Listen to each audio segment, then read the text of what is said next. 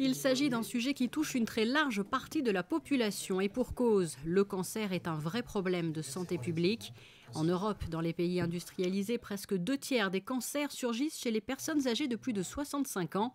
Existe-t-il donc un lien entre le vieillissement et le cancer? C'est justement le sujet abordé au cours de cette conférence.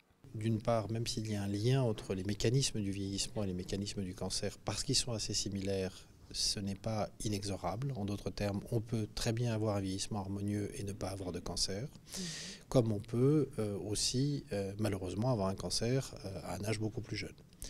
Le deuxième point, c'est qu'on a sur le plan biologique des arguments pour penser que même s'il y a un certain nombre de défauts immunitaires qui peuvent s'installer avec le vieillissement, des anomalies de réparation des cellules anormales avec le vieillissement également, si l'on s'expose moins à certains facteurs de risque, pendant toute la durée de son existence, et il n'est jamais trop tard, même si on est un peu plus âgé, on va diminuer fortement le risque de survenue de cancer, tant en termes de comportement alimentaire que de comportement à risque en termes d'exposition aux radiations, notamment aux radiations solaires, ou éventuellement même en termes d'exposition à d'autres facteurs que l'on connaît, alimentaires ou exogènes.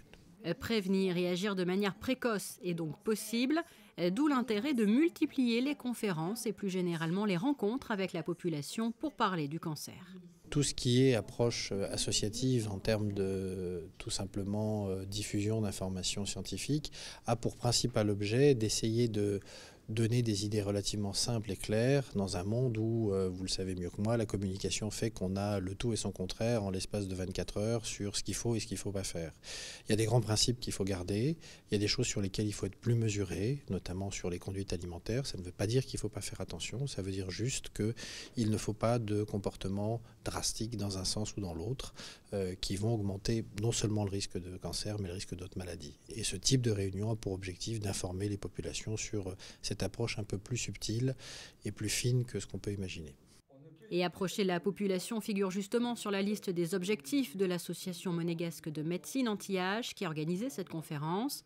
Les actions de l'AMA reposent ainsi sur l'organisation de manifestations grand public, la formation de médecins aux nouvelles technologies et à long terme, à la mise en place d'un lieu pour des check-up anti-âge.